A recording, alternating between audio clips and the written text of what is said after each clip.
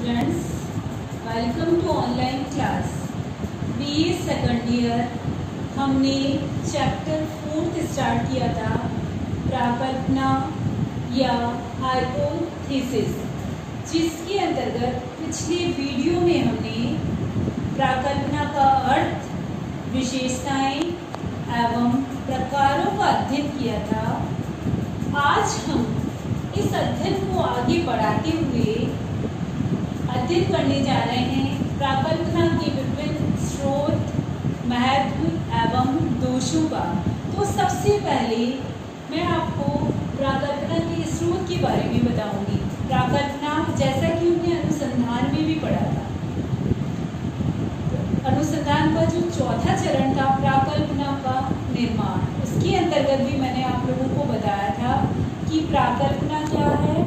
किसी अध्ययन के बारे में पूर्वानुमान है, पूर्व चिंतन है या काम चलाऊ निष्कर्ष है।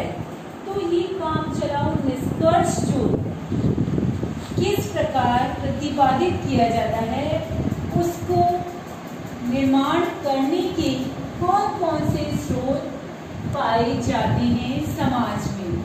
तो प्राकल्पना के स्रोत के अंतर्गत सबसे पहला स्रोत जो आता है वो आता है सामान्य संस्कृति। संस्कृति क्या है? हमारे जीवन जीने का ढंग, रहन सहन, खान पान, जो भी कुछ है वो किसके अंतर्गत आता है? हमारी संस्कृति के अंतर्गत आता है। तो ये संस्कृति जो है, यानी सांस्कृतिक पृष्ठभूमि जो है, वही प्राकल्पना के निर्माण के स्रोत के रूप में सबसे महत्वपूर्ण भूमिका निभाती है। जैसे भारतीय संस्कृति और पश्चिमी संस्कृति, ये दोनों अलग अलग हैं।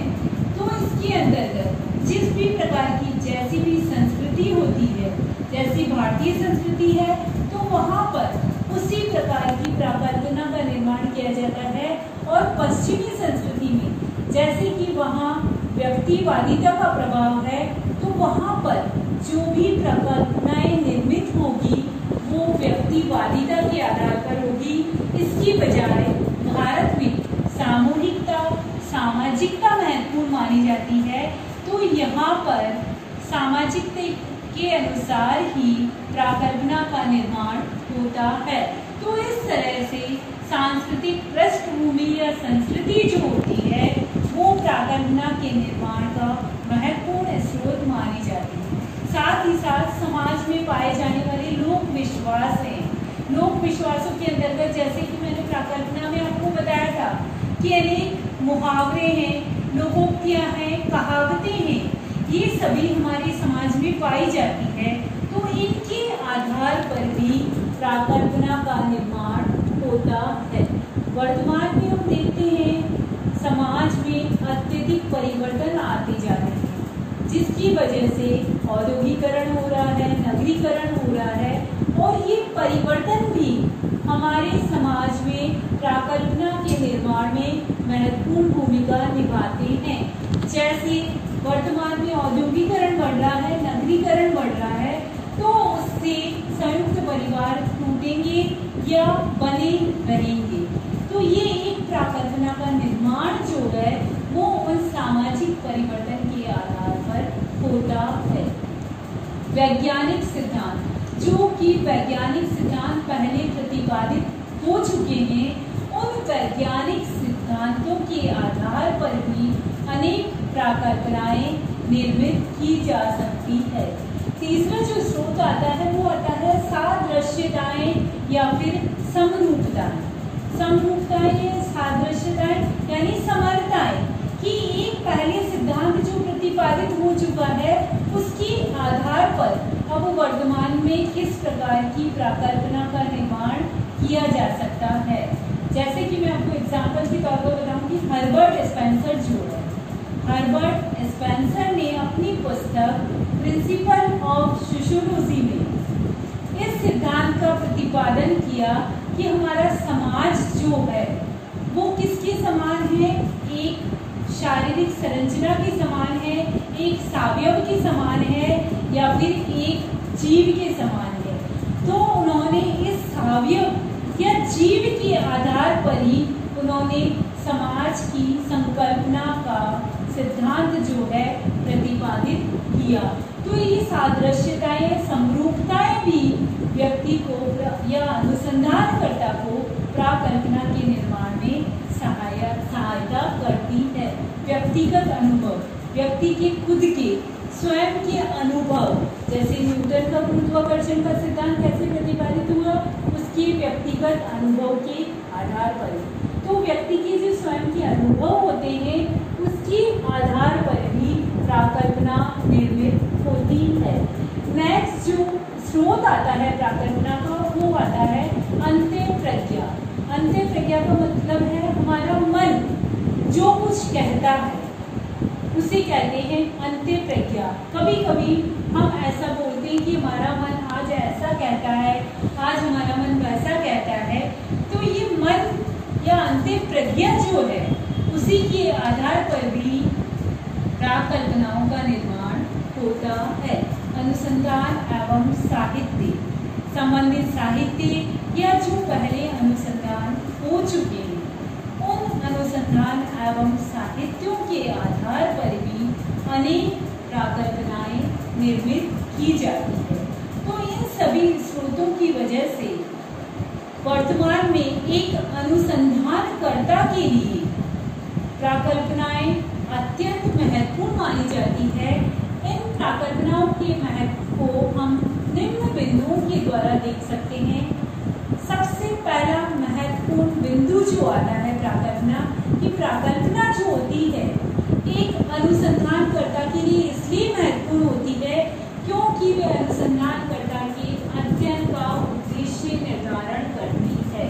क्योंकि उद्देश्य के बिना अनुसंधानकर्ता अनुसंधान में एक पग भी आगे नहीं बढ़ सकता है। इसीलिए उसे प्राकल्पना का निर्माण करना पड़ता है और ये प्राकल्पना अनुसंधानकर्ता के लिए उद्देश्य का निर्धारण करने में महत्वपूर्ण भूमिका निभाती है। जैसा कि मैंने आपको प्राकल्पना का अर्थ बताया था, उस समय भी बताया था कि प्राकल्पना जो है एक उचित दिशा प्रदान करती है।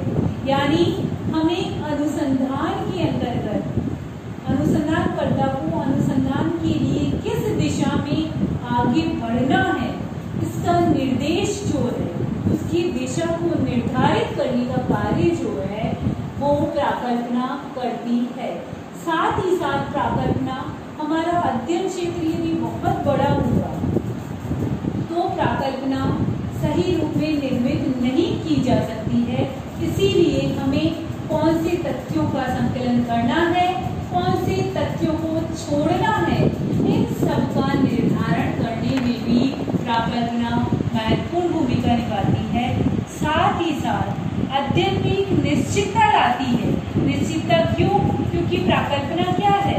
निष्कर्ष के लिए लगाया गया पूर्वानुमान, और उस पूर्व अनुमान की तरफ हम या अनुसंधानकर्ता जो आगे बढ़ता है तो वह क्या होता है? अध्ययन में एक तरह से निश्चितता लाता है। निष्कर्ष निकालने में सहायक होती है प्राकल्पना। यानी हमारे निष्कर्ष किस प्रकार के होंगे, कैसे होंगे, तथ्य संकलन करने के पश्चात जो प्रतिवेदन या रिपोर्ट प्रस्तुत की जाएगी वो किस प्रकार की होगी, इसमें महत्वपूर्ण भूमिका जो है प्राकल्पना निभाती है। अंत में जो महत्व आता है वो है सिद्धांत निर्माण में सहायक। यानी विभिन्न प्रकार के जो सिद्धांत निर्मित होते हैं उनके निर्माण में भी प्राकल्पना अत्यंत महत्वपूर्ण मानी जाती है। क्योंकि वेस्टावे ने कहा है कि प्राकल्पना जो है वो सामाजिक तथ्यों एवं सिद्धांतों के बीच की कड़ी मानी जाती है।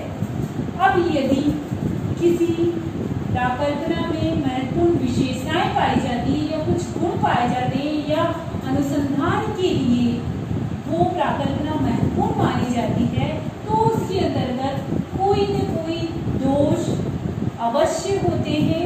तो उसके अंतर्गत सबसे पहला दोष जो पाया जाता है प्राकल्पना में कि एक बार अनुसंधानकर्ता क्या करता है, मैंने क्या कहा प्राकल्पना क्या है? पूर्वानुमान, पूर्व चिंतन कर लेना, अनुसंधान से संबंधित पूर्व चिंतन कर लेना।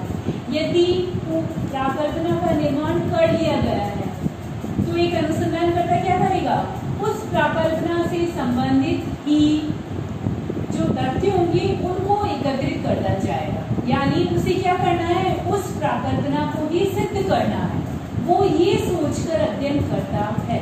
जबकि ऐसा नहीं होता है, प्राकल्पना सही भी हो सकती है और गलत भी हो सकती है, किंतु जब किसी अनुसंधानकर्ता के द्वारा प्राकल्पना का निर्माण कर लिया जाता है तो वह उसमें एक अटूट विश्वास रख के उसी से संबंधित तथ्यों को एकत्रित करता जाता है। यानी जो तथ्य उस प्राकल्पना से आधारित होंगे वह केवल उन्हीं तथ्यों का संकलन करता रहता है। अगली जो दोष आता है वो आता है अभिरुचियों एवं संवेगों का प्रभाव। हम जानते हैं अनुसंधानकर्ता कौन है, एक सामाजिक प्राणी, और सामाजिक प्राणी होने के नाते वह समाज का सदस्य है और समाज का सदस्य होने के कारण उसकी जो अपनी खुद की रुचियां होती है, जो भावनाएं होती है, जो संवेग होते हैं, उनसे वह अछूता नहीं रह सकता है। इसीलिए जब वो अध्ययन करने के लिए क्षेत्र में जाता है, अनुसंधान करता है, तो ये अभिरुचियां और संवेग जो होते हैं वो उसके अनुसंधान की वस्तुनिष्ठता में महत्वपूर्ण रूप से बाधक होते हैं। चौथा जो दोष आता है वो बहुत ही महत्वपूर्ण है स्टूडेंट्स, कि अध्ययनकर्ता का प्रतिष्ठा बिंदु। क्यों? यानी उसने प्राकल्पना का निर्माण कर लिया है तो उसको क्या करना है, उसको सही साबित करना है। ऐसा नहीं होना चाहिए, क्योंकि मैंने स्टार्टिंग में ही बताया था प्राकल्पना क्या है, केवल पूर्व चिंतन है या पूर्वानुमान है। जैसे जैसे आगे बढ़ते जाएंगे प्राकल्पना सिद्ध होगी, लेकिन उसको सिद्ध करने के लिए ही वैसे ही तथ्य हम संपादित करते जाएं, एकत्रित करते जाएं, ऐसा बिल्कुल भी नहीं होना चाहिए। किंतु अनुसंधानकर्ता क्या करता है, उस प्राकल्पना को सही साबित करने के लिए ही उससे संबंधित तथ्यों को एकत्रित करता है। यानी उस प्राकल्पना को सही साबित करने के लिए अपनी प्रतिष्ठा को मान लेता है, अपने सम्मान को मान लेता है कि मुझे ये प्राकल्पना सही साबित करनी है। इतने दोषों के बावजूद भी प्राकल्पना जो है अत्यंत महत्वपूर्ण मानी जाती है, लेकिन जब अनुसंधानकर्ता प्राकल्पना का निर्माण करता है तो उस प्राकल्पना के प्रतिपादन में उस अनुसंधानकर्ता को कुछ कठिनाइयों का सामना करना पड़ता है। पहली कठिनाई जो प्राकल्पना बनाते समय सबसे पहले अनुसंधानकर्ता के सामने आती है वो आती है स्पष्ट ढांचे की अनुपस्थिति और उसके कुशल प्रयोग का अभाव। कितने ही अनुसंधानकर्ता जो होते हैं स्टार्टिंग में उनको ये पता नहीं होता है कि प्राकल्पना का निर्माण जो है किस तरह से और कैसे किया जाना है। इसीलिए वो एक स्पष्ट ढांचे का निर्माण नहीं कर पाते हैं और उसका प्रयोग किस प्रकार से करना है उसको ये नहीं जान पाते हैं। तो सबसे पहले अनुसंधानकर्ता के सामने जो कठिनाई उपस्थित होती है वो स्पष्ट ढांचे की एवं उसके कुशल प्रयोग की ही होती है। दूसरी जो कठिनाई आती है अनुसंधानकर्ता के सामने आती है वो आती है अध्ययन प्रणालियों से संबंधित। अनेक ऐसी अध्ययन प्रणालियां समाज में पाई जाती है जिनके द्वारा ही अध्ययन किया जाता है, लेकिन यदि अनुसंधानकर्ता को उन अध्ययन प्रणालियों की जानकारी नहीं है तो वह उनका सही तरीके से प्रयोग नहीं कर सकता है।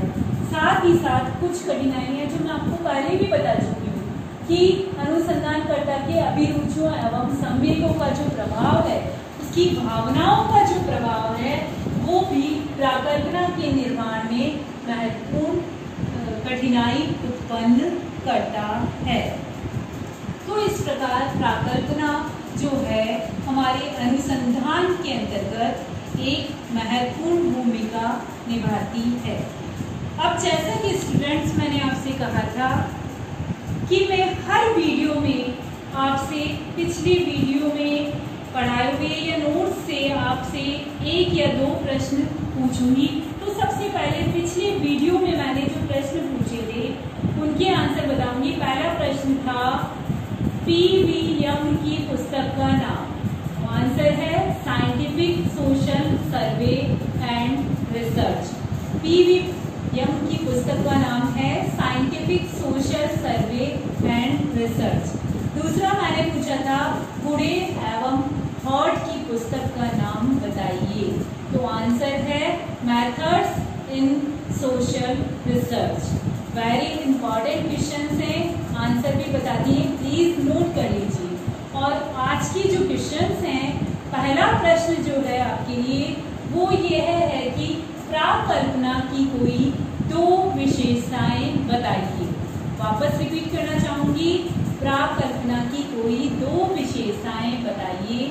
दूसरा प्रश्न जो है आपके लिए वो यह है कि प्राकल्पना को काम चलाऊ प्राकल्पना किसने नाम दिया है।